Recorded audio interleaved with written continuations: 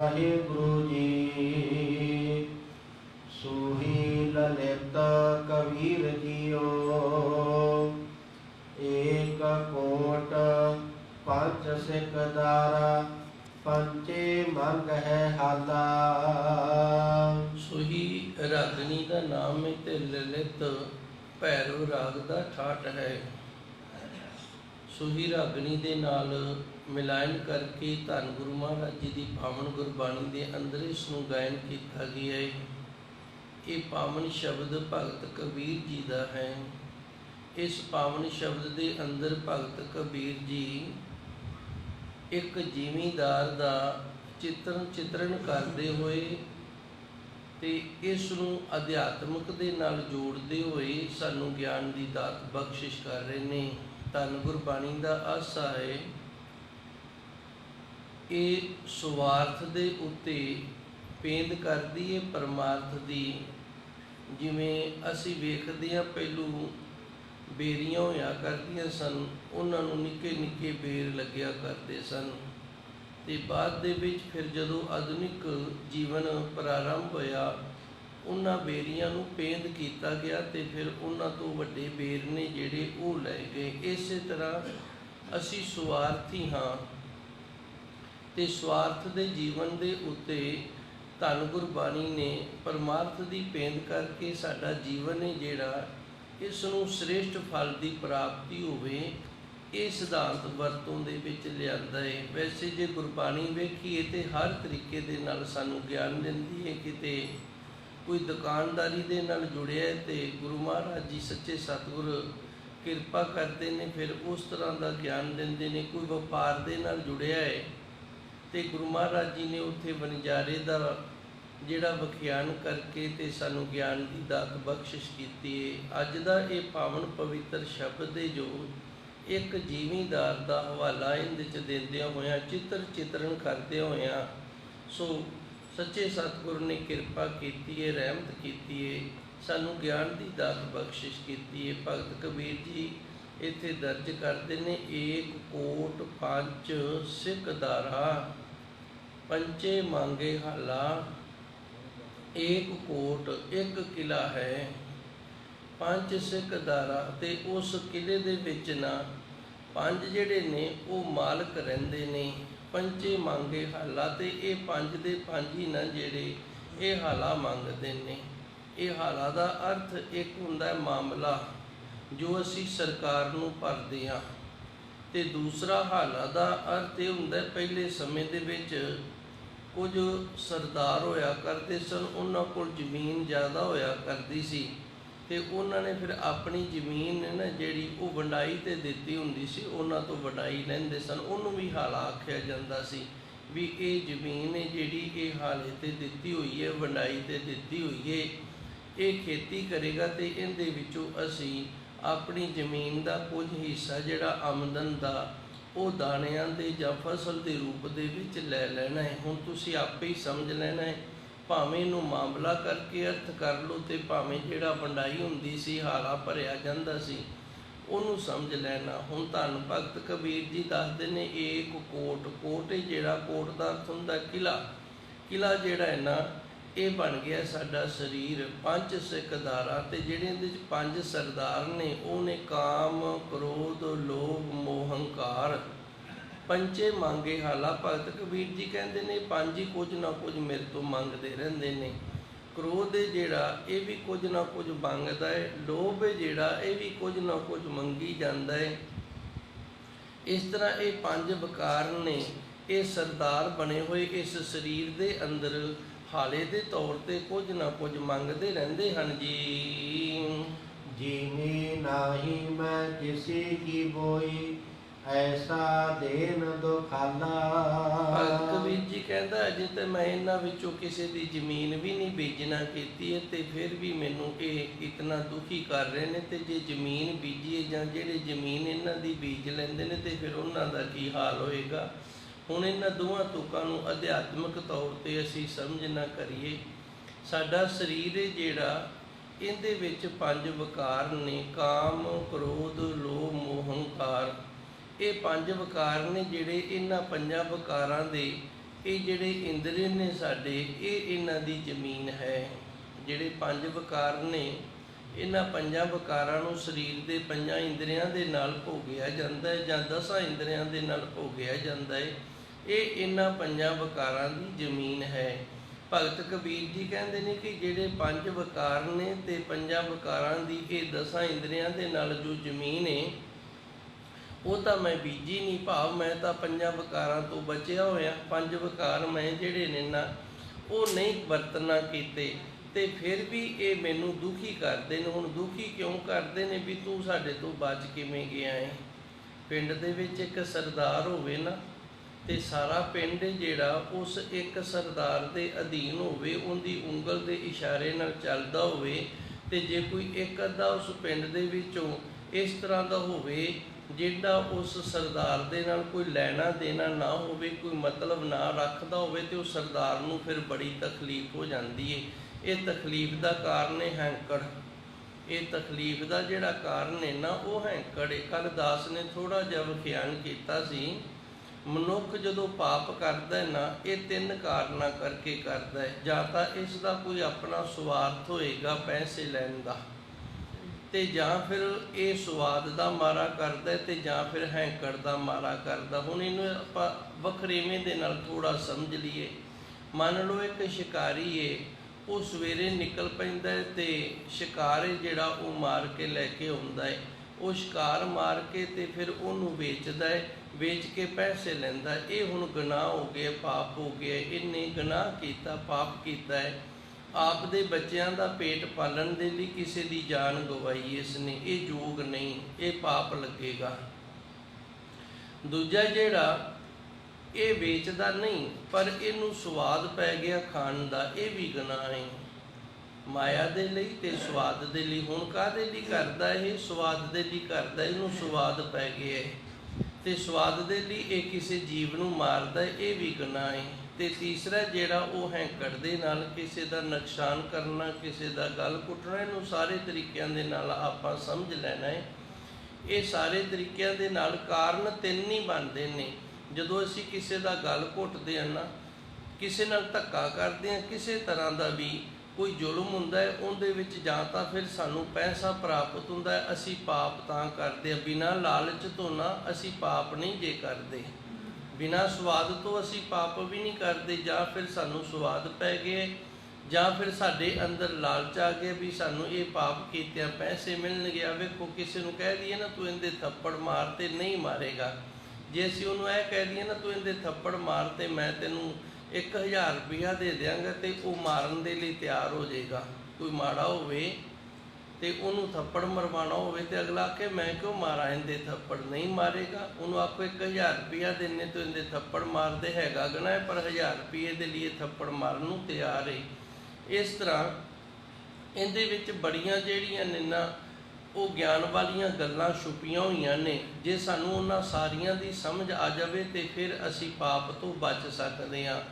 ਇਹ 3 ਕਾਰਨਾਂ ਕਰਕੇ ਅਸੀਂ ਪਾਪੀ ਹਾਂ ਤੇ ਪਾਪ ਕਰ ਰਹੇ ਹਾਂ। ਇੱਕ ਪੈਸੇ ਦੇ ਲਾਲਚ ਕਰਕੇ, ਦੂਜੇ ਸਵਾਦ ਖਾਣ ਪੀਣ ਦੇ ਜਾਂ ਹੋਰ ਅਨੇਕ ਪ੍ਰਕਾਰ ਦੇ ਤਰੀਕਿਆਂ ਦੇ ਸਵਾਦ ਕਰਕੇ, ਤੇ ਤੀਸਰਾ ਹੈਂਕੜ ਕਰਕੇ। ਹੁਣ ਭਗਤ ਕਬੀਰ ਜੀ ਇੱਥੇ ਇਹ ਦੱਸਦੇ ਨੇ, ਏਕ ਕੋਟ ਸਰੀਰ ਮੇਰਾ ਏਕੇ, 5 ਸਿੱਖ ਦਾਰਾ। ਇਹ 5 ਬੜੇ ਹੈਂਕੜ ਵਾਲੇ ਨੇ। 5 ਮੰਗੇ ਹਾਲਾ, ਇਹ ਧੱਕੇ ਨਾਲ ਮੇਰੇ ਤੋਂ ਹਾਲਾ ਮੰਗਦੇ ਨੇ। ਮੈਂ ਕਿਹੜਾ ਇਹਨਾਂ ਦੀ ਜ਼ਮੀਨ ਬੀਜੀ ਹੈ? ਭਾਵ 5 ਵਿਕਾਰ ਨੇ, ਮੈਂ ਕਦੀ ਇਹਨਾਂ ਨੂੰ ਭੋਗਣਾ ਹੀ ਨਹੀਂ ਕੀਤਾ, ਨਾ ਪੈਸੇ ਦੇ ਲਈ, ਨਾ ਲਾਲਚ ਦੇ ਲਈ, ਤੇ ਨਾ ਹੀ ਮੇਰੇ 'ਚ ਹੈਂਕੜੇ। ਜਿਵੇਂ ਨਹੀਂ ਮੈਂ ਕਿਸੇ ਕੀ ਬੋਈ, ਇਹਨਾਂ 5 ਵਿਕਾਰਾਂ ਦੇ ਵਿੱਚੋਂ ਮੈਂ ਕਦੀ ਕਿਸੇ ਦਾ ਨਾ ਜਿਹੜਾ ਇਹ ਵਿਕਾਰੀ ਅੰਗੇ ਵਰਤੋਂ ਦੇ ਵਿੱਚ ਹੀ ਨਹੀਂ ਲੈ ਕੇ ਆਂਦਾ। ਐਸਾ ਦੇਣ ਦਿਖਾਲਾ। ਤੇ ਵੇਖੋ, ਮੈਂ ਜਦੋਂ ਇਹਨਾਂ ਦੇ ਨਾਲ ਕੋਈ ਲਿੰਕ ਹੀ ਨਹੀਂ, ਮੇਰਾ ਇਹਨਾਂ ਦੇ ਨਾਲ ਕੋਈ ਸੰਬੰਧ ਹੀ ਨਹੀਂ, ਮੇਰਾ ਇਹਨਾਂ ਦੇ ਨਾਲ ਲੈਣਾ ਦੇਣਾ ਹੀ ਨਹੀਂ, ਤੇ ਫਿਰ ਵੀ ਇਹ ਮੈਨੂੰ ਨਾ ਇਹ ਦੁਖੀ ਕਰ ਰਹੇ ਹਨ ਜੀ। ਹਰ ਕੇ ਲੋਗਾ ਮੋਕੋ ਨੀਤ ਦਸੈ ਪਟਵਾਰੀ। ਹੁਣ ਅੱਗੇ ਭਗਤ ਕਬੀਰ ਜੀ ਦੱਸਦੇ ਨੇ, ਹੇ ਰੱਬ ਦਾ ਨਾਂ ਲੈਣ ਵਾਲਿਓ, ਹਰ ਕੇ ਲੋਗਾ। ਲੋਗਾ ਦਾ ਅਰਥ ਹੁੰਦਾ ਆਪਾਂ ਸਾਰੇ ਲੋਕ ਆ। ਹਰ ਕੇ ਲੋਗਾ, ਜਿਹੜੇ ਹਰੀ ਦਾ ਨਾਮ ਲੈਂਦੇ ਨੇ ਉਹ ਹਰੀ ਦੇ ਲੋਕ ਨੇ। ਹਰ ਕੇ ਲੋਗਾ ਮੋਕੋ ਨੀਤ, ਹੇ ਰੱਬ ਦਾ ਨਾਮ ਲੈਣ ਵਾਲੇ ਗੁਰਮੁਖ ਪਿਆਰਿਓ, ਮੈਨੂੰ ਨੀਤਾ ਪ੍ਰਤੀ ਦੱਸੇ ਪਟਵਾਰੀ। ਪਟਵਾਰੀ ਨਾ ਜਿਹੜਾ ਲੇਖਾ ਜੋਖਾ ਕਰਨ ਵਾਲਾ ਹੁੰਦਾ ਉਹਨੂੰ ਪਟਵਾਰੀ ਆਖਦੇ ਨੇ। ਜਿੰਦਾ ਸਾਡੀ ਜ਼ਮੀਨ ਦੇ ਨਾਲ ਤਲੋਕਾਤ ਹੁੰਦਾ ਉਹਨੂੰ ਪਟਵਾਰੀ ਆਖਦੇ ਨੇ।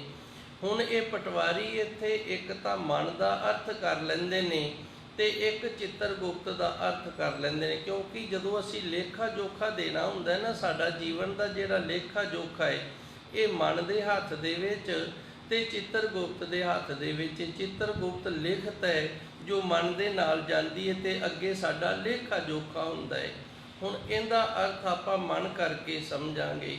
ਮੋਕੋ ਨੀਤ ਡਸੈ ਪਟਵਾਰੀ, ਇਹ ਜਿਹੜਾ ਮਨ ਹੈ ਨਾ ਇਹ ਵੀ ਮੈਨੂੰ ਡੰਗ ਮਾਰਦਾ ਰਹਿੰਦਾ ਹੈ ਵੀ ਆਹ ਵੇਖ ਤੂੰ ਆਹ ਭੋਗ ਲਾ, ਲੋਭ ਕਰ ਲਾ ਮਾੜਾ ਜਿਹਾ, ਆਹ ਵਕਾਰ ਆਹ ਬੁਰਾਈ ਕਰ ਲਾ। ਇਸ ਤਰ੍ਹਾਂ ਨਾਲ ਇਹ ਮਨ ਹੈ ਜਿਹੜਾ ਇਹ ਵੀ ਭਾਈ ਮੈਨੂੰ ਥੋੜੇ ਥੋੜੇ ਡੰਗ ਮਾਰਦਾ ਰਹਿੰਦਾ ਹੈ ਜੀ।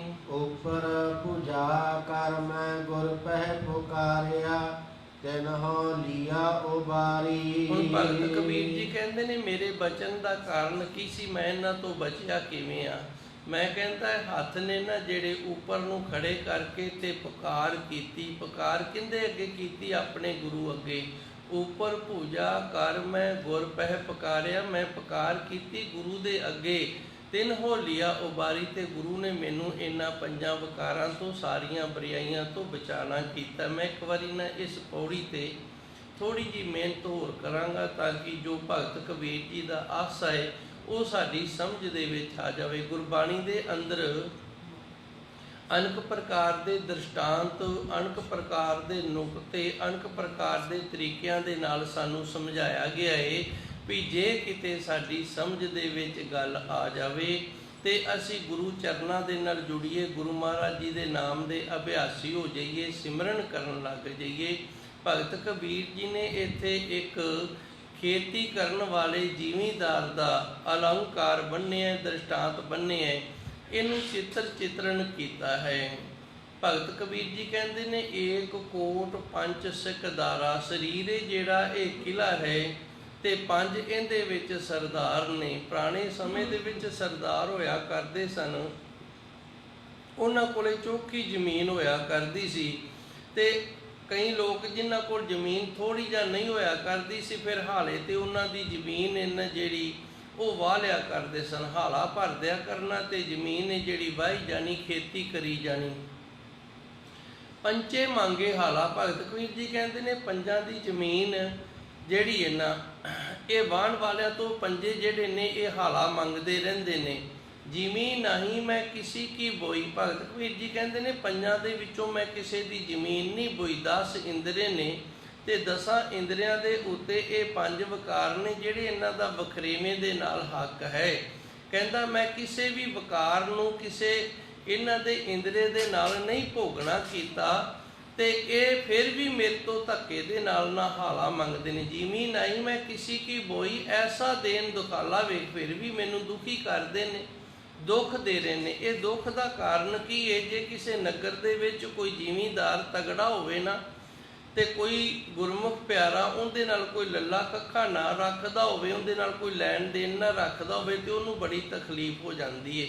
ਤਕਲੀਫ ਦਾ ਕਾਰਨ ਹੈ ਉਹਨੂੰ ਹੈਂਕੜੇ ਵੀ ਮੈਂ ਸਰਦਾਰ ਹਾਂ ਤੇ ਸਾਰੇ ਮੇਰੇ ਅੱਗੇ ਝੁਕਦੇ ਨੇ, ਮੇਰੇ ਦਰ ਤੇ ਕੁਝ ਨਾ ਕੁਝ ਲੈਣ ਆਉਂਦੇ ਨੇ ਤੇ ਆਪ ਦਾ ਘਰ ਆਪਦੇ ਘਰੇ ਕਿਵੇਂ ਗੁਜ਼ਾਰਾ ਕਰੀ ਜਾਂਦਾ, ਮੇਰੇ ਕੋਲ ਆਉਂਦਾ ਕਿਉਂ ਨਹੀਂ, ਬਸ ਆਹੀ ਸਿਆਪਾ ਖੜਾ ਹੋ ਜਾਂਦਾ ਹੈ। ਇਸੇ ਤਰ੍ਹਾਂ ਭਗਤ ਕਬੀਰ ਜੀ ਕਹਿੰਦੇ ਨੇ ਪੰਜਾਂ ਦੇ ਨਾਲ ਮੇਰਾ ਮਤਲਬ ਕੋਈ ਨਹੀਂ, ਪਰ ਇਹਨਾਂ ਪੰਜਾਂ ਦੇ ਵਿੱਚ ਹੈਂਕੜ ਹੈ। ਇਹ ਪੰਜੇ ਦੇ ਪੰਜੇ ਹੰਕਾਰੀ ਨੇ, ਹੰਕਾਰੀ ਹੋਣ ਕਰਕੇ ਇਹ ਮੈਨੂੰ ਦੁਖੀ ਕਰਦੇ ਨੇ ਵੀ ਇਹ ਸਾਡੇ ਨਾਲ ਕੋਈ ਮਤਲਬ ਕਿਉਂ ਨਹੀਂ ਰੱਖਦਾ। ਹਰ ਕੇ ਲੋਗਾ ਮੋਕੋ ਨੀਤ ਡਸੈ ਪਟਵਾਰੀ, ਇਹ ਮਨ ਇਹਨਾਂ ਜਿਹੜਾ ਇਹ ਮਨ ਦਾ ਕੰਮ ਹੈ ਲੇਖਾ ਜੋਖਾ ਕਰਨਾ, ਜਾਂ ਚਿੱਤਰਗੁਪਤ ਜੋ ਸਾਡੇ ਅੰਦਰ ਬਣ ਰਿਹਾ ਹੈ ਉਸ ਦਾ ਕਰਮ ਵੀ ਲੇਖਾ ਜੋਖਾ, ਮਾੜੇ ਤੇ ਚੰਗੇ ਲੇਖ ਨੇ ਜਿਹੜੇ ਸਾਡੇ ਕਰਮ ਨੇ ਜਿਹੜੇ ਉਹ ਲਿਖਣੇ। ਹੇ ਰੱਬ ਦਾ ਨਾਂ ਲੈਣ ਵਾਲੇ ਗੁਰਮੁਖ ਪਿਆਰਿਓ, ਇਹ ਮਨ ਜਾਂ ਚਿੱਤਰਗੁਪਤ ਇਹ ਵੀ ਮੈਨੂੰ ਨਿਤਾ ਪ੍ਰਤੀ ਹੁੱਜ ਜੀ ਮਾਰਦੇ ਰਹਿੰਦੇ ਨੇ। ਮਨ ਵੀ ਜਿਹੜਾ ਨਾ ਇਹ ਡੰਗ ਜੇ ਮਾਰਦਾ ਰਹਿੰਦਾ ਵੀ ਇੰਨਾ ਕੁ ਕਰ ਲਾ, ਸਾਰੇ ਕਰਦੇ ਨੇ, ਤੈਨੂੰ ਕੀ ਫਰਕ ਪੈਂਦਾ ਹੈ। ਤੇ ਇਹ ਫਰਕ ਪੈਂਦਾ। ਦਾਸ ਇਸ ਦੇ ਲਈ ਨੁਕਤਾ ਪੇਸ਼ ਕਰਦਾ ਹੁੰਦਾ, ਇੱਕ ਬੇੜੀ ਏ ਉਹਦੇ ਵਿੱਚ ਆਪਾਂ ਬੈਠੇ ਆ, ਉਹਦੇ 'ਚ ਇੱਕ ਨਿੱਕਾ ਜਿਹਾ ਸੇਕ ਹੋ ਗਿਆ, ਹੁਣ ਪਾਣੀ ਅੰਦਰ ਆਉਣ ਲੱਗ ਗਏ ਪਾਣੀ ਇਹ ਜਿਹੜਾ ਉਹ ਅੰਦਰ ਆਉਣ ਲੱਗ ਗਿਆ ਤੇ ਬੇੜੀ ਇਹ ਜਿਹੜੀ ਇਹਦਾ ਡੁੱਬਣ ਦਾ ਕਾਰਨ ਬਣ ਗਿਆ। ਜੇ ਇੱਕ ਹੋਰ ਹੋ ਗਿਆ, ਇੱਕ ਹੋਰ ਹੋ ਗਿਆ ਤੇ ਫਿਰ ਤਾਂ ਉਹਨੇ ਛੇਤੀ ਡੁੱਬ ਜਾਣਾ, ਫਿਰ ਪਾਰ ਨਹੀਂ ਲੱਗਦੀ। ਇਸੇ ਤਰ੍ਹਾਂ ਸਾਡੀ ਬੇੜੀ ਵੀ ਹੈ ਜਿਹੜੀ ਉਹ ਕਿਵੇਂ ਡੁੱਬਦੀ ਹੈ। ਜੇ ਮੈਂ ਅੱਜ 100 ਰੁਪਏ ਦੀ ਬੇਈਮਾਨੀ ਕੀਤੀ ਹੈ ਤੇ ਮੇਰੀ ਬੇੜੀ ਦੇ ਵਿੱਚ ਛੇਕ ਹੋ ਗਿਆ। ਜੇ ਮੈਂ ਅੱਜ 100 ਰੁਪਏ ਦੀ ਬੇਈਮਾਨੀ ਕੀਤੀ ਹੈ ਨਾ ਤੇ ਮੇਰੀ ਬੇੜੀ ਦੇ ਵਿੱਚ ਛੇਕ ਹੋ ਗਿਆ। ਉਹ ਛੇਕ ਜਿਹੜੀ ਮੇਰੀ ਬੇੜੀ ਦੇ ਵਿੱਚ ਹੋ ਗਿਆ ਉਹ ਫਿਰ ਮੈਨੂੰ ਲੈ ਕੇ ਹੌਲੀ ਹੌਲੀ ਡੁੱਬ ਜਾਵੇਗੀ। ਅੱਜ 1 ਛੇਕ ਹੋਇਆ, ਕੱਲ ਨੂੰ 2 ਹੋ ਜਾਣਗੇ, ਪਰਸੋਂ 3 ਹੋ ਜਾਣਗੇ। ਇਸ ਤਰ੍ਹਾਂ ਫਿਰ ਇਹ ਵਾਧਾ ਹੋਣਾ ਸ਼ੁਰੂ ਹੋ ਜਾਂਦਾ ਹੈ। ਸੋ ਇਸ ਤਰ੍ਹਾਂ ਭਗਤ ਕਬੀਰ ਜੀ ਕਹਿੰਦੇ ਨੇ ਵੀ ਇਹ ਜਿਹੜਾ ਮਨ ਹੈ ਨਾ ਇਹ ਮੈਨੂੰ ਡੰਗ ਮਾਰਦਾ ਰਹਿੰਦਾ, ਥੋੜ੍ਹਾ ਥੋੜ੍ਹਾ ਜਿਹਾ ਕਰ ਲਿਆ ਕਰ, ਕੋਈ ਫਰਕ ਨਹੀਂ ਪੈਂਦਾ। ਪਰ ਮੈਂ ਕਰਦਾ ਨਹੀਂ। ਕਰਦਾ ਕਿਉਂ ਨਹੀਂ? ਕਿਉਂਕਿ ਮੈਨੂੰ ਇਸ ਗੱਲ ਦਾ ਗਿਆਨ ਹੈ। ਫਿਰ ਜਦੋਂ ਮਨ ਜ਼ੋਰ ਪਾ ਲੈਂਦਾ ਨਾ, ਸਾਰੇ ਵਿਕਾਰ ਜ਼ੋਰ ਪਾ ਲੈਂਦੇ ਨੇ, ਮੇਰੇ ਉੱਤੋਂ ਦੀ ਕੰਮ ਹੋ ਜਾਂਦਾ ਹੈ। ਉੱਪਰ ਭੁਜਾ ਕਰ ਮੈਂ ਗੁਰ ਪਹਿ ਪੁਕਾਰਿਆ, ਫਿਰ ਮੈਂ ਗੁਰੂ ਦੇ ਚਰਨਾਂ ਦਾ ਆਸਰਾ ਲੈਣਾ, ਗੁਰੂ ਦੇ ਅੱਗੇ ਆਣ ਕੇ ਅਰਦਾਸ ਬੇਨਤੀ ਜੋਦੜੀ ਕਰਦਾ। ਤਿੰਨ ਹੋ ਲਿਆ ਉਬਾਰੀ ਤੇ ਗੁਰੂ ਕਿਰਪਾ ਕਰਦਾ, ਮੈਨੂੰ ਇਹਨਾਂ ਵਿਕਾਰਾਂ ਬੁਰਾਈਆਂ ਤੋਂ ਬਚਾ ਲੈਂਦਾ ਹੈ ਜੀ। ਰਹਾਉ ਨੌ ਡਾਢੀ ਕਰ ਮੁਸਪ ਧਾਵੈ, ਰਈਅਤ ਬਸਣ ਨਾ ਦੇਹੀ। ਅੱਗੇ ਵਿਸ਼ਰਾਮ ਕਰਕੇ ਉਸੇ ਤਰੀਕੇ ਦੇ ਨਾਲ ਫਿਰ ਭਗਤ ਜੀ ਸਮਝਾਉਂਦੇ ਨੇ। ਡਾਢੀ ਨਾ ਇਹ ਮਾਝੇ ਦੀ ਬੋਲੀ ਦਾ ਸ਼ਬਦ ਹੈ। ਡਾਢਾ ਕਹਿੰਦੇ ਨੇ ਤਗੜੇ ਨੂੰ। ਡਾਢਾ ਹੈ ਨਾ ਜਿਹੜਾ, ਇਹ ਕਹਿੰਦੇ ਨੇ ਤਗੜੇ ਨੂੰ। 9 ਡਾਢੀ, 9 ਇੰਦਰੇ ਨੇ ਵਾਹਿਗੁਰੂ ਜੀ। 9 ਜਿਹੜੀਆਂ ਗੋਲਕਾਂ ਨੇ ਸਾਡੀਆਂ, 9 ਦਰਵਾਜ਼ੇ ਨੇ ਸਰੀਰ ਦੇ। 2 ਅੱਖਾਂ ਨੇ, 2 ਕੰਨ ਨੇ, ਨੱਕ ਕੇ ਮੂੰਹ ਹੈ। ਇਸ ਤਰ੍ਹਾਂ ਸਰੀਰ ਦੇ 9 ਦਰਵਾਜ਼ੇ ਮੰਨੇ ਗਏ ਨੇ ਜਿਹੜੇ ਬਾਹਰ ਨੂੰ ਖੁੱਲ੍ਹਦੇ ਨੇ। ਤੇ ਜਦੋਂ ਕੋਈ ਦਰਵਾਜ਼ਾ ਖੁੱਲ੍ਹਿਆ ਹੋਵੇ ਤੇ ਫਿਰ ਹਵਾ ਚੱਲਦੀ ਹੋਵੇ ਤੇ ਮਿੱਟੀ ਘੱਟਾ ਜਿਹੜਾ ਉਹ ਤਾਂ ਭਾਈ ਅੰਦਰ ਫਿਰ ਆ ਹੀ ਜਾਂਦਾ ਹੈ ਨਾ। 9 ਡਾਢੀ 10 ਮੁਨਸਬ। ਮੁਨਸਬ ਕਹਿੰਦੇ ਨੇ ਫੈਸਲਾ ਕਰਨ ਵਾਲੇ ਨੂੰ। 10 ਇੰਦਰੇ ਨੇ ਜਿਹੜੇ ਉਹ ਫੈਸਲਾ ਕਰਨ ਵਾਲੇ ਨੇ। ਧਾਵ ਹੈ ਇਹ ਹਮੇਸ਼ਾ ਭੱਜੇ ਰਹਿੰਦੇ ਨੇ। 9 ਗੋਲਕਾਂ ਤੇ 10 ਇੰਦਰੇ ਨੇ ਨਾ ਜਿਹੜੇ 10 ਇੰਦਰੀਆਂ ਨੇ ਫੈਸਲਾ ਕਰਨਾ ਹੈ। ਫੈਸਲਾ ਕਿਵੇਂ ਕਰਨਾ ਇਹ ਵੀ ਸਮਝ ਲਈਏ ਥੋੜ੍ਹਾ ਜਿਹਾ। ਅੱਖਾਂ ਦਾ ਕੰਮ ਹੈ ਵੇਖਣਾ। ਜਦੋਂ ਅੱਖਾਂ ਵੇਖਦੀਆਂ ਨੇ ਨਾ ਇਹ ਬੁਰੇ ਤੇ ਟਿਕ ਜਾਂਦੀਆਂ ਨੇ ਤੇ ਚੰਗੇ ਤੇ ਟਿਕਦੀਆਂ ਨਹੀਂ ਜੇ। ਇਹ ਫੈਸਲਾ ਨਹੀਂ ਕਰਦੀਆਂ, ਇਹ ਗਲਤ ਹੋ ਗਈਆਂ ਨੇ, ਇਹ ਬੁਰੇ ਪਾਸੇ ਚੱਲ ਪਈਆਂ ਨੇ। ਕੰਨਾਂ ਦਾ ਕੰਮ ਹੈ ਸੁਣਨਾ। ਇਹ ਮਾੜਾ ਸੁਣਦਾ ਹੈ ਤੇ ਚੰਗਾ ਨਹੀਂ ਸੁਣਦਾ। ਆ ਵੇਖਦੇ ਹਾਂ ਟਰੈਕਟਰਾਂ ਦੇ ਉੱਤੇ ਨਾ ਜਵਾਕਾਂ ਨੇ ਇਤਨਾ ਸਾਊਂਡ ਫਿੱਟ ਕੀਤਾ ਹੈ ਕਿ ਉਹਦੇ ਤੇ ਘੱਟ ਤੋਂ ਘੱਟ ਮੈਨੂੰ ਲੱਗਦਾ ਕੋਈ 5-7 ਹਜ਼ਾਰ ਰੁਪਈਆ ਵੀ ਲੱਗ ਜਾਂਦਾ ਹੋਏਗਾ। ਤੇ ਉਹਦੇ 'ਚੋਂ ਸੁਣਦੇ ਕੀ ਨੇ? ਸਾਰਾ ਦਿਨ ਬਸ ਆ ਗੰਦਾ ਕੁਝ ਹੀ ਸੁਣਦੇ ਨੇ।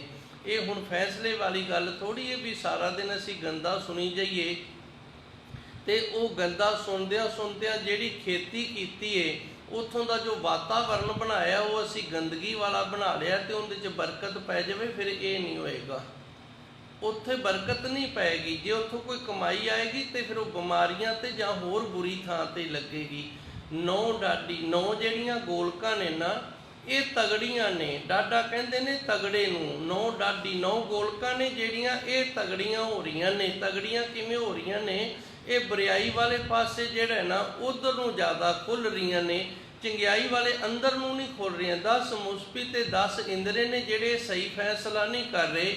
ਬੁਰਾਈ ਵਾਲੇ ਪਾਸੇ ਜ਼ਿਆਦਾ ਜਾ ਰਹੇ ਨੇ ਤੇ ਅਛਾਈ ਵਾਲੇ ਪਾਸੇ ਘੱਟ ਜਾ ਰਹੇ ਨੇ। ਰਈਅਤ ਬਸਣ ਨਾ ਦੇਈ, ਜਿਹੜੀ ਇਸ ਸਰੀਰ ਦੇ ਅੰਦਰ ਪਰਜਾ ਨਾ ਪ੍ਰਭੂ ਪਰਮਾਤਮਾ ਦਾ ਨਾਮ ਲੈਣ ਵਾਲੀ ਜਾਂ ਅਵਸਥਾ ਰੂਪੀ ਜਿਹੜੀ ਇਸ ਸਰੀਰ ਦੇ ਅੰਦਰ ਪਰਜਾ ਉਹ ਨਹੀਂ ਬਣ ਦਿੰਦੇ। ਜੇ 9 ਗੋਲਕਾਂ ਜਿਹੜੀਆਂ ਇਹਨਾਂ ਤੇ ਕੰਟਰੋਲ ਹੋਵੇਗਾ, 10 ਇੰਦਰੀਆਂ ਤੇ ਕੰਟਰੋਲ ਹੋਵੇਗਾ ਤੇ ਫਿਰ ਹੀ ਅੰਦਰ ਅਵਸਥਾ ਬਣੇਗੀ, ਨਹੀਂ ਤਾਂ ਅੰਦਰ ਅਵਸਥਾ ਨਹੀਂ ਬਣੇਗੀ। ਰਈਅਤ ਬਸਣ ਨਾ ਦੇਈ, ਜਦੋਂ ਇਹ ਸਾਰੇ ਪੁੱਠੇ ਪਾਸੇ ਲੱਗੇ ਹੋਏ ਨੇ, ਇਹਨਾਂ ਨੂੰ ਫੈਸਲੇ ਦੀ ਗੱਲ ਹੀ ਨਹੀਂ ਕਰਨੀ ਆਉਂਦੀ। ਭਾਵ ਨਾਮ ਨਹੀਂ ਜਪਦੇ, ਗੁਰੂ ਦੇ ਦਰਸ਼ਨ ਨਹੀਂ ਕਰਦੇ, ਬੁਰਾਈ ਵੇਖਦੇ ਨੇ, ਬੁਰਾਈ ਸੁਣਦੇ ਨੇ, ਬੁਰਾਈ ਬੋਲਦੇ ਨੇ, ਤੇ ਫਿਰ ਇਹ ਜਿਹੜੀ ਅੰਦਰ ਦੀ ਅਵਸਥਾ ਹੈ ਉਹ ਨਹੀਂ ਬਣ ਸਕਦੀ ਹੈ ਜੀ। ਡੋਰੀ ਬੂਰੀ ਮਾਪੈ ਨਾਹੀ, ਬਹੁ ਬਿਸ਼ਟਾ ਲਾ ਲੇਹੀ। ਡੋਰੀ ਕਹਿੰਦੇ ਨੇ ਜਰੀਬ ਨੂੰ। ਇੱਕ ਲੋਹੇ ਦੀ ਜਰੀਬ ਕਹਿੰਦੇ। ਤੁਸੀਂ ਜ਼ਿਮੀਂਦਾਰ ਨੂੰ ਸਮਝ ਕੇ ਹੋਵੋਗੇ, ਮੈਨੂੰ ਲੱਗਦਾ ਜ਼ਿਆਦਾ ਮੈਨੂੰ ਕੋਈ ਖੇਚਲਾ ਨਹੀਂ ਕਰਨੀ ਪੈਂਦੀ। ਜਦੋਂ ਸਾਡੀ ਜ਼ਮੀਨ ਮਿਲਣੀ ਹੁੰਦੀ ਹੈ ਨਾ ਫਿਰ ਇਸ ਜਰੀਬ ਦੀ ਵਰਤੋਂ ਕੀਤੀ ਜਾਂਦੀ ਹੈ। ਪਟਵਾਰੀ ਆ ਜਾਂਦਾ, ਕਾਨੂੰਗੋ ਆ ਜਾਂਦਾ ਹੈ, ਪੂਰੀ ਮਾਪੈ ਨਾਹੀ। ਭਗਤ ਜੀ ਕਹਿੰਦੇ ਨੇ ਇਹ ਜਰੀਪ ਦੇ ਨਾਲ ਨਾ ਹੁਣ ਪੂਰੀ ਨਹੀਂ ਮਾਪਦੇ, ਬਹੁ ਬਿਸ਼ਟਾਲਾ। ਬਿਸ਼ਟਾਲਾ ਕਹਿੰਦੇ ਨੇ ਰਿਸ਼ਵਤ ਨੂੰ, ਰਿਸ਼ਵਤ ਲਈ ਇਹ ਹੁਣ ਰਿਸ਼ਵਤ ਭਾਲਦੇ ਨੇ।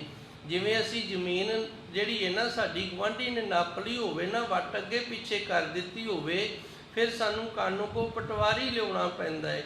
ਕਾਨੂੰ ਕੋ ਤੇ ਪਟਵਾਰੀ ਨੇ ਜਿਹੜੇ ਉਹਨਾਂ ਨੂੰ ਰਿਸ਼ਵਤ ਦੇਣੀ ਪੈਂਦੀ ਹੈ। ਬਰਿਆਈ ਜੋ ਚੱਲ ਪਈ ਹੈ ਦੁਨੀਆ ਤੇ ਗੰਦਗੀ ਖਾਣ ਦੀ। ਵੈਸੇ ਬਿਸ਼ਟਾਲਾ ਦਾ ਅਰਥ ਹੁੰਦਾ ਹੈ ਗੰਦਗੀ, ਜੋ ਅਸੀਂ ਖਾ ਕੇ ਨਾ ਸਰੀਰ ਤੋਂ ਬਾਹਰ ਕੱਢਦੇ ਉਹਨੂੰ ਬਿਸ਼ਟਾਲਾ ਕਹਿੰਦੇ ਨੇ। ਬਿਸ਼ਟਾ ਤੋਂ ਬਿਸ਼ਟਾਲਾ ਬਣਿਆ ਹੈ।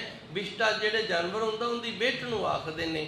ਹੁਣ ਭਗਤ ਜੀ ਕਹਿੰਦੇ ਨੇ ਇਹ ਪੂਰੀ ਜ਼ਮੀਨ ਨਹੀਂ ਮਾਪਦੇ, ਕਿਉਂਕਿ ਇਹਨਾਂ ਨੂੰ ਗੰਦਗੀ ਖਾਣ ਦੀ ਆਦਤ ਪੈ ਗਈ ਏ।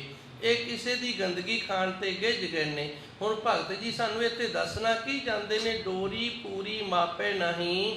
ਜਿਹੜਾ ਸਾਡੇ ਕੀਤੇ ਹੋਏ ਕਰਮਾਂ ਦਾ ਭਾਗਾਂ ਦਾ ਨਾ, ਜਾਂ ਜੋ ਅਸੀਂ ਭਜਨ ਬੰਦਗੀ ਸਿਮਰਨ ਕਰਦੇ ਹਾਂ, ਇਹਨੂੰ ਸਹੀ ਤਰੀਕੇ ਦੇ ਨਾਲ ਸਾਡੇ ਤੱਕ ਨਹੀਂ ਪਹੁੰਚਣ ਦਿੰਦੇ। ਤਾਂ ਹੀ ਤਾਂ ਨਾਮ ਜਪਣ ਵਾਲਾ, ਭਜਨ ਬੰਦਗੀ ਸਿਮਰਨ ਕਰਨ ਵਾਲਾ ਜਿਹੜਾ ਨਾ, ਉਹਨੂੰ ਥੋੜ੍ਹੀਆਂ ਜ਼ਿਆਦੀਆਂ ਤਕਲੀਫਾਂ ਜਿਹੜੀਆਂ ਨੇ ਉਹ ਸਹਾਰਨੀਆਂ ਪੈਂਦੀਆਂ ਨੇ। ਕਿਉਂਕਿ ਇਹ ਜਿਹੜੇ ਨੇ ਨਾ ਇਹ ਸਾਡੇ ਤੋਂ ਰਿਸ਼ਵਤ ਮੰਗਦੇ ਨੇ। ਰਿਸ਼ਵਤ ਜਿਹੜੀ ਉਹ ਬੁਰਾਈਆਂ ਦੀ ਮੰਗਦੇ ਨੇ, ਗੰਦਗੀ ਦੀ ਮੰਗਦੇ ਨੇ। ਤੇ ਅਸੀਂ ਨਾਮ ਜਪ ਕੇ ਸਿਮਰਨ ਕਰਕੇ ਜੀਵਨ ਸਫਲਾ ਕਰਨਾ ਹੁੰਦਾ ਹੈ, ਸੱਚੇ ਮਾਰਗ ਤੇ ਤੁਰਨਾ ਹੁੰਦਾ ਹੈ। ਇਹਨਾਂ ਨੂੰ ਇਹ ਗੱਲ ਹੈ ਜਿਹੜੀ ਇਹ ਪਸੰਦ ਨਹੀਂ। ਤੁਸੀਂ ਦੁਨੀਆ ਦੇ ਵਿੱਚ ਰਹਿੰਦੇ ਹੋ, ਜਾ ਕੇ ਸਿੱਧਾ ਪਟਵਾਰੀ ਨੂੰ ਕਹਿ ਦਿਓ ਵੀ ਮੇਰੀ ਜ਼ਮੀਨ ਨਾਪ ਕੇ ਨਾ ਤੇ ਪੂਰੀ ਕਰ ਦੇ, ਤੇ ਉਹ ਆਏਗਾ ਹੀ ਨਹੀਂ। ਅੱਧੀਆਂ ਕੁਝ ਸਿਫਾਰਸ਼ਾਂ ਲਾਣੀਆਂ ਪੈਣਗੀਆਂ, ਅੱਧੀ ਕੁ ਜਿਹੜੀ ਮਾਇਆ ਉਹਨਾਂ ਨੂੰ ਦੇਣੀ ਪਏਗੀ, ਤੇ ਇਸ ਤਰ੍ਹਾਂ ਕਈ ਹੋਰ ਵੀ ਪ੍ਰਕਾਰ ਦੇ ਯਤਨ ਕਰਨੇ ਪੈਣਗੇ, ਗੇੜੇ ਵੀ ਬੜੇ ਮਾਰਨੇ ਪੈਣਗੇ।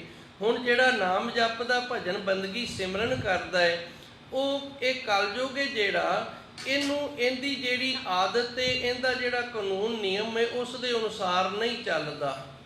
ਕਲਯੁਗ ਦਾ ਜ਼ੋਰ ਹੈ। ਕਲਯੁਗ ਜਿਹੜਾ ਇਹਨੇ ਸਾਰਿਆਂ ਨੂੰ ਬਕਾਰੀ ਕਰਨਾ ਹੈ, ਬੁਰਾਈ ਤੇ ਲਾਉਣਾ ਹੈ, ਤੇ ਨਾਮ ਜਪਣ ਵਾਲਾ, ਸਿਮਰਨ ਕਰਨ ਵਾਲਾ ਇੱਧਰ ਨਹੀਂ ਚੱਲਦਾ। ਜਦੋਂ ਨਹੀਂ ਚੱਲਦਾ ਤੇ ਫਿਰ ਕਲਯੁਗ ਕਹਿੰਦਾ ਚੰਗਾ ਭਾਈ ਇਹਨੂੰ ਦਬੋਚ ਕੇ ਰੱਖੋ, ਇਹ ਨਾ ਰੱਬ ਵਾਲੇ ਪਾਸੋਂ ਕਿਵੇਂ ਨਾ ਕਿਵੇਂ ਟੁੱਟ ਜਾਵੇ। ਇਸ ਤਰ੍ਹਾਂ ਭਗਤ ਕਬੀਰ ਜੀ ਸਾਨੂੰ ਸਮਝਾਉਂਦੇ ਨੇ, ਭਾਈ ਇਹਨਾਂ ਨੂੰ ਗੰਦਗੀ ਖਾਣ ਦੀ ਆਦਤ ਪਈ ਹੋਈ ਹੈ ਜੀ। 72 ਘਰ ਇੱਕ ਪੁਰਖ ਸਮਾਇਆ, ਉਨ ਦੀਆ ਨਾਮ ਲਿਖਾਈ। ਇਸ ਸਰੀਰ ਦੇ ਅੰਦਰ ਨਾ 72 ਘਰ, 72 ਕਰੋੜ, 72 ਲੱਖ, 72,000 ਤੇ 202 ਨਾੜੀਆਂ ਮੰਨੀਆਂ ਗਈਆਂ ਨੇ। 72 ਘਰ ਇਹ ਸਰੀਰ ਜਿਹੜਾ, ਇਹਦੇ 'ਚ ਵੱਡੀਆਂ ਨਾੜੀਆਂ ਜਿਹੜੀਆਂ ਨੇ ਉਹ ਵੀ 72 ਨੇ, ਛੋਟੀਆਂ ਨੇ ਜਿਹੜੀਆਂ ਉਹ ਵੀ 72 ਨੇ, ਤੇ ਉਸ ਤੋਂ ਅੱਗੇ ਸੂਖਸ਼ਮ ਨੇ ਉਹ ਵੀ 72 ਨੇ। ਇਹਨਾਂ ਦੀ ਗਿਣਤੀ ਹੈ 72 ਕਰੋੜ ਜੇ ਸਾਰੀਆਂ, 72 ਕਰੋੜ, 72 ਲੱਖ ਤੇ 72,000 202, ਇੰਨੀ ਗਿਣਤੀ ਇਹਨਾਂ ਦੀ ਦੱਸੀ ਹੋਈ ਹੈ। 72 ਘਰ ਇੱਕ ਪੁਰਖ ਸਮਾਇਆ। ਇਸ ਤਰ੍ਹਾਂ ਇਸ ਸਰੀਰ ਦੇ ਅੰਦਰ, ਜਿਹਦੇ ਅੰਦਰ ਇਤਨੀਆਂ ਨਾੜੀਆਂ ਨੇ, ਇਹਦੀ ਇੱਕ ਇੱਕ ਨਾੜੀ ਦੇ ਵਿੱਚ, ਇੱਕ ਇੱਕ ਰੋਮ ਦੇ ਵਿੱਚ ਉਸ ਪ੍ਰਭੂ ਪਰਮਾਤਮਾ ਨੇ ਆਪਣੀ ਚੇਤਨ ਸਤਾ ਜਿਹੜੀ ਹੈ ਨਾ ਉਹ ਵਸਾਈ ਹੋਈ ਹੈ। ਉਨ ਦੀਆ ਨਾਮ ਲਿਖਾਈ। ਹੁਣ ਇੱਥੇ ਉਨ ਭਗਤ ਕਬੀਰ ਜੀ ਨੇ ਆਪਣੇ ਗੁਰੂ ਨੂੰ ਆਖਿਆ, ਉਨ ਦੀਆ ਨਾਮ ਲਿਖਾਈ। ਭਗਤ ਕਬੀਰ ਜੀ ਕਹਿੰਦੇ ਨੇ ਮੇਰੇ ਗੁਰੂ ਨੇ ਨਾ ਮੈਨੂੰ ਨਾਮ ਲਿਖਵਾ ਦਿੱਤਾ ਹੈ ਵੀ ਆਹ ਨਾਂ ਹੈ ਨਾ ਜਿਹੜਾ, ਇਹ ਤੇਰੀ ਹਰ ਇੱਕ ਨਾੜੀ ਦੇ ਉੱਤੇ ਲਿਖ ਲਾ, ਤੇ ਫਿਰ ਤੇਰਾ ਨਾ ਇਹ ਬਚਾਅ ਹੋਏਗਾ। ਭਾਵ ਇਤਨੀ ਭਜਨ ਬੰਦਗੀ ਕਰ, ਇਤਨਾ ਸਿਮਰਨ ਕਰ ਕਿ ਤੇਰੇ ਰੋਮ ਰੋਮ ਦੇ ਵਿੱਚ ਉਸ ਪ੍ਰਭੂ ਪਰਮਾਤਮਾ ਦਾ ਨਾਮ ਹੈ ਨਾ ਜਿਹੜਾ ਉਹ ਚੱਲ ਪਵੇ, ਤੇ ਫਿਰ ਭਾਈ ਤੂੰ ਇਹਨਾਂ ਤੋਂ ਬਚ ਸਕਦਾ ਹੈ। ਜਦੋਂ ਕੋਈ ਗਰੀਬ ਹੋਵੇ, ਇੱਕ ਨੁਕਤੇ ਦੇ ਨਾਲ ਸਮਝਦੇ ਆ, ਕੋਈ ਗਰੀਬ ਹੋਵੇ ਤੇ ਆਪਣੀ 10 ਨੌਆਂ ਦੀ ਕਿਰਤ ਕਮਾਈ ਕਰਕੇ ਖਾਂਦਾ ਹੋਵੇ, ਕਿਸੇ ਦੇ ਨਾਲ ਉਹ ਕੋਈ ਤਲੋਕਾਤ ਨਾ ਰੱਖਦਾ ਹੋਵੇ, ਕੋਈ ਗਰੀਬ ਹੋਵੇ, ਕੋਈ ਅਮੀਰ ਹੋਵੇ, ਉਹਦਾ ਕੋਈ ਮਤਲਬ ਹੀ ਨਾ ਹੋਵੇ, ਕੋਈ ਰਾਜਨੀਤੀ ਵਾਲਾ ਹੋਵੇ, ਕੋਈ ਹੋਰ ਕਿਸੇ ਤਰ੍ਹਾਂ ਦਾ ਹੋਵੇ ਨਾ, ਤੇ ਫਿਰ ਪਿੰਡ ਦੇ ਜਿਹੜੇ ਚੌਧਰੀ ਹੁੰਦੇ ਨੇ ਜਾਂ ਸਰਦਾਰ ਹੁੰਦੇ ਨੇ ਜਾਂ ਰਾਜੇ ਹੁੰਦੇ ਨੇ ਨਾ, ਉਹਨਾਂ ਨੂੰ ਇਸ ਤੋਂ ਬੜੀ ਤਕਲੀਫ ਹੋਏਗੀ, ਇਸ ਤੋਂ ਬੜੇ ਦੁਖੀ ਹੋ ਜਾਣਗੇ। ਦੁਖੀ ਹੋਣ ਦਾ ਕਾਰਨ ਇਹ ਕਿ ਉਹਨਾਂ ਦੀ ਇਹ ਜਿਹੜੀ ਪਾਰਟੀ ਹੈ ਨਾ ਉਹਦੇ ਵਿੱਚ ਨਹੀਂ ਆ ਰਿਹਾ। ਉਹ ਇਸ ਗੱਲ ਤੋਂ ਦੁਖੀ ਨੇ ਵੀ ਸਾਰੇ ਜਿਹੜੇ ਨੇ ਉਹ ਸਾਡੇ ਅੱਗੇ ਝੁਕਦੇ ਨੇ, ਸਾਨੂੰ ਆਣ ਕੇ ਸਲਾਮਾਂ ਕਰਦੇ ਨੇ, ਸਾਡੇ ਨਾਲ ਲੈਣ ਦੇਣ ਕਰਦੇ ਨੇ, ਤੇ ਇਹ ਭਾਈ ਸਾਡੇ ਕੋਲ ਆਉਂਦਾ ਹੀ ਨਹੀਂ, ਕੋਈ ਲੈਣ ਦੇਣ ਹੀ ਨਹੀਂ ਕਰਦਾ, ਤੇ ਫਿਰ ਉਹ ਦੁਖੀ ਕਰਦੇ ਨੇ। ਤੇ ਜੇ ਕੋਈ ਵੱਡੇ ਤੋਂ ਵੱਡਾ ਅਫਸਰ ਹੋਵੇ, ਰਾਜਾ ਹੋਵੇ, ਉਸ ਰਾਜੇ ਨੇ ਉਹਦੇ ਸਾਰੇ ਕਾਗਜ਼ਾਂ ਤੇ ਮੋਹਰ ਲਾ ਦਿੱਤੀ ਹੋਵੇ, ਜ਼ਮੀਨ ਜਾਇਦਾਦ ਤੇ, ਤੇ ਫਿਰ ਜਿਹੜੇ ਇਸ ਤਰ੍ਹਾਂ ਦੇ ਛੋਟੇ ਮੋਟੇ ਸਰਦਾਰ ਨੇ ਨਾ, ਉਹ ਵੀ ਉਹਦੇ ਤੋਂ ਝਿਪਣ ਲੱਗ ਜਾਂਦੇ ਨੇ। ਨਾ ਭਈ ਇਹ ਜੇ ਗਰੀਬ ਹੈ ਤੇ ਕੋਈ ਗੱਲ ਨਹੀਂ, ਪਰ ਇਹਦੀ ਨਾ ਅਪਰੋਚ ਜਿਹੜੀ ਉਹ ਰਾਜੇ ਦੇ ਨਾਲ ਏ। ਜੇ ਆਪਦੀ ਦਹਾਂ ਨੌਹਾਂ ਦੀ ਕਿਰਤ ਕਰਦਾ, ਸਾਡੇ ਨਾਲ ਕੋਈ ਸੰਬੰਧ ਨਹੀਂ, ਕਿਸੇ ਮਾੜੇ ਚੰਗੇ ਨਾਲ ਸੰਬੰਧ ਨਹੀਂ ਰੱਖਦਾ ਤੇ ਕੋਈ ਗੱਲ ਨਹੀਂ, ਪਰ ਇਹਦੀ ਅਪਰੋਚ ਨਾ ਉੱਪਰ ਤੱਕ ਹੈ। ਹੁਣ ਭਗਤ ਕਬੀਰ ਜੀ ਸਾਨੂੰ ਇੱਥੇ ਦੱਸਦੇ ਨੇ ਵੀ ਮੇਰਾ ਗੁਰੂ ਹੈ ਜਿਹੜਾ, ਉਹ ਇਹਨਾਂ ਸਾਰਿਆਂ ਤੋਂ ਉੱਤੇ ਹੈ, ਤੇ ਮੈਂ ਆਪਣੇ ਗੁਰੂ ਤੋਂ ਨਾ ਹਰ ਇੱਕ ਨਾੜੀ ਦੇ ਵਿੱਚ, ਹਰ ਇੱਕ ਰੋਮ ਦੇ ਵਿੱਚ ਉਸ ਪ੍ਰਭੂ ਪਰਮਾਤਮਾ ਦਾ ਨਾਮ ਲਿਖਵਾ ਲਿਆ ਜੋ ਮੇਰੇ ਅੰਦਰ ਸਮਾਇਆ ਹੋਇਆ। ਜਦੋਂ ਉਹਦਾ ਨਾਮ ਹਰ ਇੱਕ ਰੋਮ ਦੇ ਵਿੱਚ ਚੱਲ ਪਵੇ ਤੇ ਫਿਰ ਇਹ ਵਕਾਰ ਤੇ ਬੁਰਾਈਆਂ ਨੇ ਨਾ ਜਿਹੜੀਆਂ, ਇਹ ਮਨੁੱਖ ਦਾ ਕੁਝ ਨਹੀਂ ਵਿਗਾੜ ਸਕਦੀਆਂ ਹਨ ਜੀ। ਧਰਮ ਰਾਏ ਕਾ ਦਫ਼ਤਰ ਸੋਧਿਆ, ਬਾਕੀ ਰਿਜਮ ਨਾ ਕਾਈ। ਧਰਮ ਰਾਏ ਆਖਿਆ ਧਰਮ ਰਾਜ ਨੂੰ। ਧਰਮ ਰਾਜ ਦਾ ਕੰਮ ਹੈ, ਇਹਨੇ ਸਾਡਾ ਲੇਖਾ ਜੋਖਾ ਕਰਨਾ ਹੈ। ਕਾ ਦਫ਼ਤਰ ਸੋਧਿਆ, ਇਹ ਜਦੋਂ ਮਨੁੱਖ ਮਰਦਾ ਹੈ, ਪ੍ਰਾਣੀ ਮਰਦਾ ਹੈ, ਤੇ ਇਹਦੇ ਜਾ ਕੇ ਪੇਸ਼ ਹੋਈਦਾ ਹੈ। ਜਿਨ੍ਹਾਂ ਦਾ ਲੇਖਾ ਸੋਧਿਆ ਜਾਂਦਾ ਹੈ ਨਾ ਜਿਉਂਦੇ ਜੀ। ਧਰਮ ਰਾਏ ਦਰ ਕਾਗਦ ਫਾਰੇ, ਗੁਰਬਾਣੀ ਦੇ ਅੰਦਰ ਫਰਮਾਨ ਹੁੰਦਾ, ਜਿਨ੍ਹਾਂ ਨੇ ਬੰਦਗੀ ਕੀਤੀ ਹੈ, ਸਿਮਰਨ ਕੀਤਾ ਹੈ ਨਾ, ਧਰਮਰਾਜ ਦੇ ਦਰ ਤੇ ਉਹਨਾਂ ਦੇ ਕਾਗਜ਼ ਨੇ ਨਾ ਜਿਹੜੇ, ਜਦੋਂ ਪਹੁੰਚਦੇ ਨੇ ਚਿੱਤਰਗੁਪਤ ਲੈ ਕੇ ਜਾਂਦੇ ਨੇ ਤੇ ਉਹ ਫੜ ਕੇ ਪਾੜ ਦਿੰਦਾ, ਕਹਿੰਦਾ ਇਹਨਾਂ ਦੀ ਲੋੜ ਨਹੀਂ, ਇਹਨਾਂ ਦੀ ਲੋੜ ਨਹੀਂ। ਕਿਉਂ ਨਹੀਂ ਲੋੜ? ਕਿਉਂਕਿ ਇਹਦੇ ਤੋਂ ਕੋਈ ਲੇਖਾ ਜੋਖਾ ਹੈ ਨਾ ਜਿਹੜਾ, ਉਹ ਨਹੀਂ ਲਿਆ ਜਾਏਗਾ। ਇਹ ਪ੍ਰਭੂ ਪਰਮਾਤਮਾ ਦਾ ਰੂਪ ਹੋ ਗਿਆ ਹੈ। ਧਰਮ ਰਾਏ ਕਾ ਦਫ਼ਤਰ ਸੋਧਿਆ। ਹੁਣ ਭਗਤ ਕਬੀਰ ਜੀ ਕਹਿੰਦੇ ਨੇ ਗੁਰੂ ਨੇ ਕਿਰਪਾ ਕੀਤੀ ਹੈ, ਮੈਨੂੰ ਵਾਹਿਗੁਰੂ ਨਾਮ ਦਿੱਤਾ ਹੈ, ਮੈਂ ਵਾਹਿਗੁਰੂ ਦਾ ਅਭਿਆਸ ਕਰਕੇ ਨਾ ਹਰ ਇੱਕ ਰੋਮ ਦੇ ਵਿੱਚੋਂ ਉਹਦਾ ਉਚਾਰਨ ਸ਼ੁਰੂ ਕਰ ਲਿਆ ਹੈ, ਜਿਸ ਕਰਕੇ ਧਰਮਰਾਜ ਦਾ ਜਿਹੜਾ ਦਫ਼ਤਰ ਇਹਨਾਂ ਸੋਧਿਆ ਗਿਆ। ਭਾਵ ਮੈਨੂੰ ਹੁਣ ਲੇਖਾ ਜੋਖਾ ਨਹੀਂ ਰਹੇਗਾ। ਬਾਕੀ ਰਿਜਮ ਨਾ ਕਾਈ, ਬਾਕੀ ਰਿਜਮ ਨੂੰ ਤੁਸੀਂ ਇਸ ਤਰ੍ਹਾਂ ਸਮਝ ਲਓ ਵੀ ਰੰਚਕ ਮਾਤਰ ਵੀ ਨਾ ਕਾਈ, ਬਾਕੀ ਰਿਜਮ ਨਾ ਕਾਈ। ਵੈਸੇ ਰਿਜਮ ਦਾ ਅਰਥ ਇਹ ਹੁੰਦਾ ਹੈ ਵੀ ਸਾਡਾ ਕੋਈ ਕਿਸੇ ਪ੍ਰਕਾਰ ਦਾ ਮਾਮਲਾ ਜਿਹੜਾ ਦੇਣਾ ਹੈ ਨਾ, ਉਹ ਬਾਕੀ ਨਹੀਂ ਰਿਹਾ। ਬਾਕੀ ਰਿਜਮ ਨਾ ਕਾਈ, ਜਿਵੇਂ ਨਾ ਪੁਰਾਣੇ ਸਮੇਂ ਦੇ ਵਿੱਚ ਰਾਜੇ ਮਹਾਰਾਜੇ ਹੁੰਦੇ ਸੀ ਤੇ ਉਹਨਾਂ ਨੂੰ ਉਹ ਰਾਜੇ ਮਹਾਰਾਜੇ ਕਿਸੇ ਉੱਤੇ ਖੁਸ਼ ਹੋ ਕੇ ਨਾ ਉਹਨੂੰ ਕੁਝ ਏਰੀਆ ਦੇ ਦਿੰਦੇ ਵੀ ਇਤਨੇ ਪਿੰਡ ਤੇਰੇ ਨੇ। ਜਿਵੇਂ ਗੁਰੂ ਘਰ ਦੇ ਨਾਲ ਧੰਨ ਗੁਰੂ ਅਮਰਦਾਸ ਜੀ ਦੇ ਸਮੇਂ ਕੁਝ ਪਿੰਡ ਲਾਏ ਗਏ ਸਨ। ਹੁਣ ਉਹਨਾਂ ਦੀ ਜਿਤਨੀ ਵੀ ਆਮਦਨ ਹੁੰਦੀ ਸੀ ਉਹ ਸਾਰੀ ਗੁਰੂ ਘਰ ਨੂੰ ਆਉਂਦੀ ਸੀ। ਉਹਨਾਂ ਦਾ ਜਿਹੜਾ ਮਾਮਲਾ ਹੁੰਦਾ ਸੀ ਨਾ, ਉਹ ਗੁਰੂ ਘਰ ਨੂੰ ਆਇਆ ਕਰਦਾ ਸੀ, ਰਾਜੇ ਦੇ ਪਾਸ ਨਹੀਂ ਸੀ ਜਾਂਦਾ। ਬਾਕੀ ਰਿਜਮ ਨਾ ਕਾਈ। ਇਸ ਤਰ੍ਹਾਂ ਭਗਤ ਜੀ ਕਹਿੰਦੇ ਨੇ ਜਦੋਂ ਧਰਮਰਾਜ ਦਾ ਸਾਡਾ ਲੇਖਾ ਜਿਹੜਾ ਸੋਧ ਦਿਆ ਗਿਆ, ਦਰਬਾਰ ਦੇ ਵਿੱਚੋਂ ਧਰਮਰਾਜ ਦੇ ਦਫ਼ਤਰ ਦੇ ਵਿੱਚੋਂ ਕਾਗਜ਼ ਪਾੜੇ ਗਏ ਨਾ, ਤੇ ਫਿਰ ਜਿਤਨੀ ਅਸੀਂ ਕਮਾਈ ਕਰਦੇ ਹਾਂ ਨਾ, ਉਹ ਸਾਡੀ ਸਾਰੇ ਕੋਲ ਹੀ ਹੁੰਦੀ ਏ। ਸਾਰੀ ਦੀ ਸਾਰੀ ਸਾਡੇ ਕੋਲ ਬਚ ਜਾਂਦੀ ਹੈ, ਸਾਨੂੰ ਕਿਤੇ ਖਰਚ ਨਹੀਂ ਕਰਨੀ ਪੈਂਦੀ, ਕਿਤੇ ਦੇਣੀ ਨਹੀਂ ਪੈਂਦੀ। ਤੇ ਇਸ ਦਾ ਅਰਥ ਇਹ ਵੀ ਵਿਦਵਾਨ ਕਰਦੇ ਨੇ, ਬਾਕੀ ਰਿਜਮ ਨਾ ਕਾਈ। ਭਾਈ ਸਾਨੂੰ ਕੋਈ ਕਿਸੇ ਤਰ੍ਹਾਂ ਦਾ ਰੰਚਕ ਮਾਤਰ ਵੀ ਬਾਕੀ ਕੁਝ ਦੇਣਾ ਲੈਣਾ ਲੇਖੇ ਦੇ ਰੂਪ ਵਿੱਚ ਉਹ ਨਹੀਂ ਰਿਹਾ ਹੈ ਜੀ। ਸੰਤਾਂ ਕੋ ਮਤ ਕੋਈ ਨਿੰਦੋ, ਸੰਤ ਰਾਮ ਹੈ ਏਕੋ। ਇੱਥੇ ਸੰਤ ਦਾ ਅਰਥ ਗੁਰੂ ਹੈ। ਧੰਨ ਗੁਰੂ ਮਹਾਰਾਜ ਜੀ ਦੀ ਪਾਵਨ ਪਵਿੱਤਰ ਗੁਰਬਾਣੀ ਦੇ ਅੰਦਰ ਸੰਤ ਦੇ ਕਈ ਅਰਥ ਨਿਕਲਦੇ ਨੇ। ਇੱਥੇ ਸੰਤ ਦਾ ਅਰਥ ਹੈ ਗੁਰੂ। ਸੰਤਾਂ ਕੋ ਮਤ ਕੋਈ ਨਿੰਦੋ। ਹੁਣ ਭਗਤ ਕਬੀਰ ਜੀ ਆਪਣੇ ਗੁਰੂ ਦੀ ਵਡਿਆਈ ਕਰਦੇ ਨੇ ਵੀ ਗੁਰੂ ਹੈ ਨਾ ਜਿਹੜਾ, ਇਹਦੀ ਸਾਨੂੰ ਕਦੇ ਵੀ ਨਿੰਦਿਆ ਨਹੀਂ ਕਰਨੀ ਚਾਹੀਦੀ, ਕਿਉਂਕਿ ਗੁਰੂ ਦੇ ਵਿੱਚ ਤੇ ਪਰਮਾਤਮਾ ਦੇ ਵਿੱਚ ਫਰਕ ਕੋਈ ਨਹੀਂ, ਇੱਕੋ ਰੂਪ ਨੇ।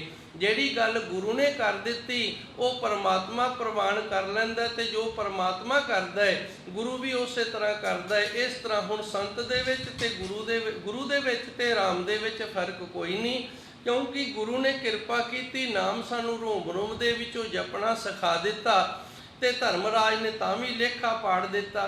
ਤੇ ਜੇ ਗੁਰੂ ਹੈ ਜਿਹੜਾ ਇਹ ਕਿਰਪਾ ਨਾ ਕਰਦਾ ਤੇ ਫਿਰ ਭਾਈ ਸਾਡੇ ਤੇ ਇਹ ਰਹਿਮਤ ਨਹੀਂ ਸੀ ਹੋਣੀ। ਇਸ ਕਰਕੇ ਸਾਡਾ ਗੁਰੂ ਉਸ ਪਰਮਾਤਮਾ ਦਾ ਰੂਪ ਹੈ, ਇਸ ਗੁਰੂ ਦੀ ਸਾਨੂੰ ਨਿੰਦਿਆ ਨਹੀਂ ਕਰਨੀ ਚਾਹੀਦੀ। ਸੰਤਾਂ ਕੋ ਮਤ ਕੋਈ ਨਿੰਦੋ, ਗੁਰੂ ਨੂੰ ਕਦੇ ਵੀ ਸਾਨੂੰ ਨਿੰਦਣਾ ਨਹੀਂ ਚਾਹੀਦਾ। ਸੰਤ ਰਾਮ ਹੈ, ਪਰਮਾਤਮਾ ਇੱਕੋ ਹੀ ਰੂਪ ਹੁੰਦੇ ਹਨ ਜੀ। ਕਹੋ ਕਬੀਰ ਮੈਂ ਸੋ ਗੁਰ ਪਾਇਆ, ਜਾ ਕਾ ਨਾਉ ਬਬੇਕੋ।